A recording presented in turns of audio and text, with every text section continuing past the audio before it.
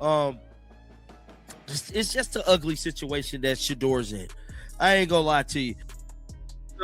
Talk about is Chase Daniel. We're gonna pull up Chase Daniel clip, him analyzing Shedeur. We're gonna go over this, exactly what he's saying in his reaction to it before we dive into the historic collapse, because it is historic, of this off. That's not normal offensive line play.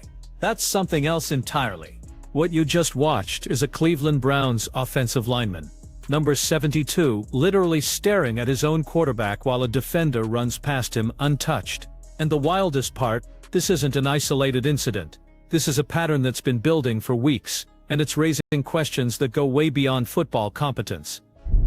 Now that was Chase Daniel there, right? That was Chase Daniel speaking about this. Now this is right here. This is a little picture before we dive deeper into this wormhole of the offensive line that I want to show y'all. Y'all see this? Everybody remember this play, right? Now, it was a play before this, how they got in this position. But as you can see here, as you guys can see here, Chase Daniel, former NFL quarterback and current analyst, broke down Shedeur Sanders' film against the Bengals. His conclusion? The Browns didn't help their quarterback. But that phrase, "didn't help," is doing a lot of heavy lifting here. Because when you actually watch the tape, this goes beyond poor execution. We're talking about fundamental breakdowns that NFL veterans simply don't make by accident. Who the hell is 72 blocking? Look, who is 72 blocking? He looking at Shedeur. Why the hell you looking at Shedeur? Like you finna come hit Shedeur. What is we doing here? What are we? Like what the fuck is you doing? KT the GOAT helping out the Bills. Like what the hell? What the hell? Now, this fourth down attempt. Let's establish the timeline. Shedeur Sanders was named the starter before the Baltimore Ravens game approximately 5 to 6 weeks ago. Since that moment, offensive line performance has deteriorated in ways that have analysts, former players, and fans asking the same question: is this incompetence or intentional sabotage? Now, I know that sounds extreme. Sabotage is a serious accusation in professional sports, but the evidence we're about to walk through isn't subjective. These aren't judgment calls or borderline penalties. These are fundamental football concepts being violated repeatedly by experienced professionals. What is that? The Superman whiff? My man. Aside from that, that's a false start in the backfield. He gets set in motion, and that's a false start right there. Doesn't get called, whatever. Lastly, let's look at left guard big Joel Bitonio, because he equally whiffs. Nothing, just falls to the ground. Forget the unblocked free safety, he's going to whiff the guy up front, and both of them get through untouched. Start with the fourth down play near the red zone. 4th and 1, game on the line, and right tackle Jack Conklin executes what can only be described as a Superman dive into absolutely nothing. No defender in his vicinity, no blocking assignment being fulfilled, just a full extension dive onto the turf, while his quarterback gets destroyed. But here's what makes it worse. Left guard Joel Bitonio, a Pro Bowl caliber player with years of experience, simultaneously whiffs on his assignment and falls to the ground. Two veteran offensive linemen on the same play, both ending up on the turf while defenders run through untouched. The free safety comes through clean. 4th down fails. Drive over. Look at 72. What? Just look at this real quick. Now y'all see? Y'all see what we dealing with? Y'all see what we dealing with? This is what we're dealing with. Now, this was the offensive line coach praising Big Joel Bitonio the other day. Listen to him. That's the bottom line. Like, not just how I've talked about feeling about him in the meeting room and what he does for the Browns, but his play on Sundays has been awesome, you know. Now, let's talk about number 72 specifically, because this is where the situation crosses from concerning to absolutely bizarre. After Shedeur takes a brutal sack, watch what happens in the immediate aftermath. The entire offensive line should be helping their quarterback up. showing some kind of concern or solidarity. Instead, number 72 is the only offensive lineman who approaches Sanders, and his body language isn't supportive, it's confrontational. Look at the clip again. He's staring directly at his own quarterback with an expression that reads more like blame than concern. Meanwhile, defenders are showing more care for Sanders than his own protection is. They're not seeing what we're seeing. Like, he does so much for the Browns. The other thing, like, that goes without being talked about much. You guys are at practice. You see, like, days he's practicing and days he's not. And his ability, because of his experience, to just jump in there on Sundays and do his job when he couldn't walk on a Tuesday is crazy. Like, and I'm just blown away by him every week. The way that he fights for the Browns and his teammates.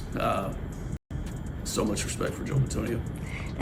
But the most damning evidence comes from the pass protection breakdowns. Former players and analysts have pointed out something critical. The entire offensive line is failing to execute basic twist pickups. When defensive linemen run stunts and twists, offensive linemen are coached from high school onward to pass off assignments and communicate. It's fundamental football. Instead, Cleveland's line is staying locked onto individual defenders, allowing free rushers to come through untouched multiple times per game, with the same players making the same mistakes. And here's the thing about NFL offensive linemen, they don't forget how to pick up twists. This is muscle memory developed over thousands of practice reps and hundreds of games. Occasions, bro. Countless occasions, bro. Watch this. Another play. See? Look at the O-line. Watch the O-line. Says watching this O-line pass versus stunts is beyond frustrating. The pass off twist, the entire line has to be the same plane. Instead, they're passing off guys, stay locked on one guy. Like, y'all see this? This is what we're dealing with here. This should be criminal. So let's address the elephant in the room. The Browns' offensive line coach came out and praised Joel Bitonio after one of these disastrous performances, called his play awesome, talked about how much Bitonio does for the Browns and questioned what would qualify him for Pro Bowl consideration if this level of play doesn't. That's the same Joel Bitonio who's been caught on film whiffing on basic assignments, the same player who's part of an offensive line that's getting their quarterback hit at historic rates, and the coach is out here giving public praise like we didn't all watch the tape. It's just a buffoonery that we're dealing with here. My God. My God. And my honest opinion is, I truly believe the league should look into this offensive line and possibly spark some type of internal investigation. Because it's all going to come out, man. And I feel like there's going to be a lot of legal action taking place. Now, context matters here. Multiple reports have surfaced, suggesting that certain members of the Browns organization weren't thrilled about Shedeur Sanders being named the starter.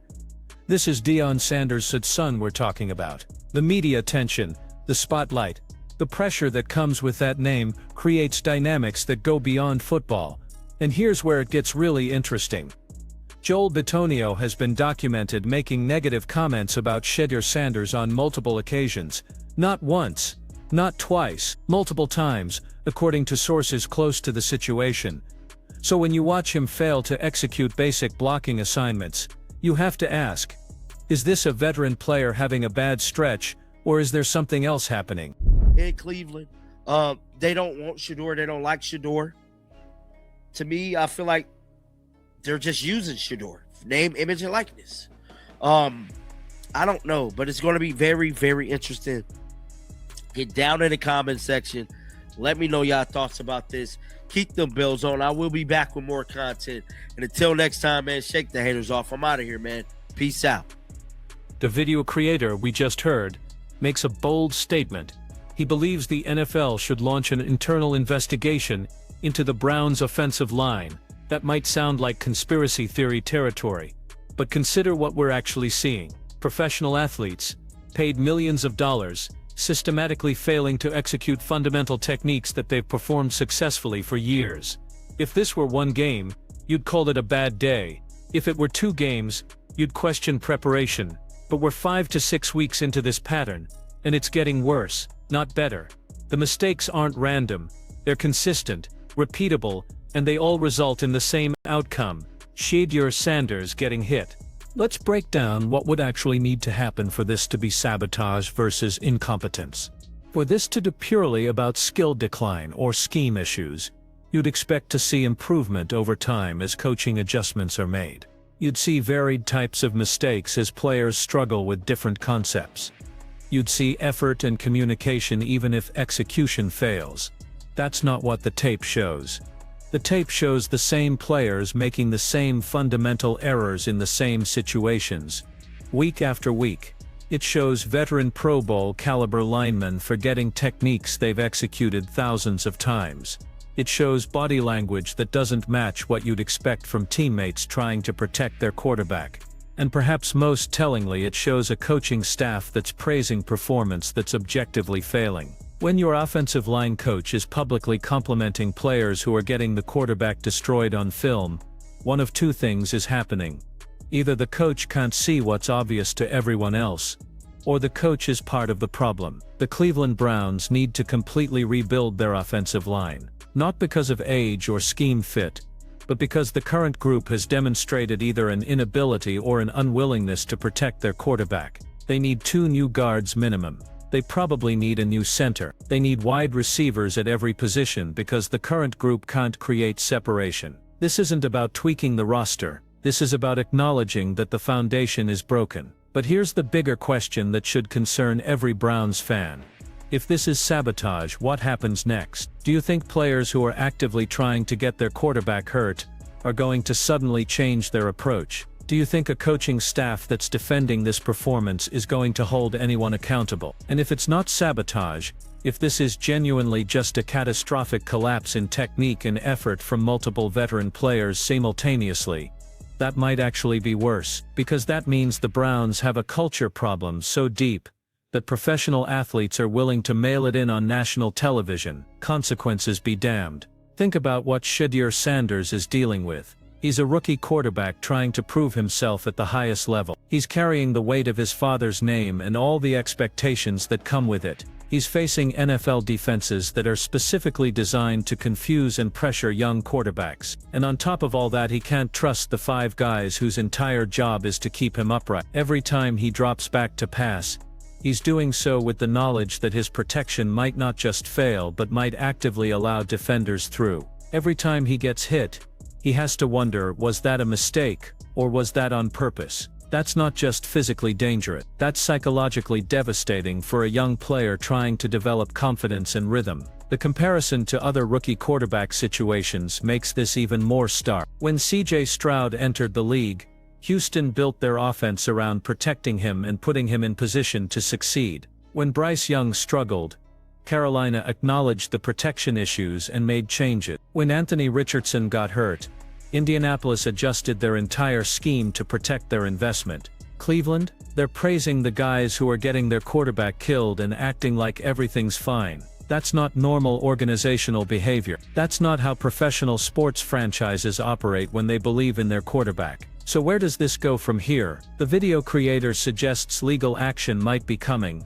And honestly, that's not as far-fetched as it sounds. If there's evidence of intentional sabotage, if there are communications or documented statements showing players or coaches deliberately putting a quarterback in danger, that crosses the line from poor performance into potential liability territory. The NFL has investigated teams for Bountygate resulted in massive suspensions and sanctions. Deflategate, regardless of how you feel about the evidence, showed the league's willingness to investigate and punish competitive integrity violations. If there's even a hint that players are deliberately failing to protect their quarterback for personal or political reasons, the league has to look into it. But even if it never reaches that level, even if this all stays within the realm of football incompetence rather than intentional sabotage, the Browns have a massive problem on their hands. They've created a situation where their offensive line's performance is so bad that sabotage is a plausible explanation. That alone tells you how far things have deteriorated. And let's be honest about what this means for Shedeur Sanders' future. If he makes it through this season without a serious injury, it'll be a minor miracle. The hit rate he's experiencing isn't sustainable. The lack of protection isn't something you can overcome with quick releases and pocket awareness. At some point, the numbers catch up to you. The Browns have decisions to make, and they need to make them fast. Do they believe in Shedeur Sanders as their quarterback? If yes, then they need to immediately address the offensive line situation, even if that means benching veterans or making mid-season personnel moves. If no, then they need to be honest about that and stop putting him in danger. What they can't do is continue down this current path, pretending everything's fine while their quarterback takes historic levels of punishment behind a line that's either incompetent or malicious, because at some point, someone's going to get seriously hurt, and all the praise for Joel Bitonio's toughness isn't going to matter when you're explaining why you didn't act sooner. So let me ask you this. After watching all that film, after seeing the same mistakes week after week, after hearing the coaching staff praise performance that's objectively failing, what do you think is really going on here? Is this the worst collective performance collapse by an NFL offensive line in recent memory, or is something else happening? Drop your thoughts in the comments, because this situation is only getting more bizarre as the season continues. And if you want to see more breakdowns of the plays and patterns we discussed, hit that subscribe button, because this story is far from over.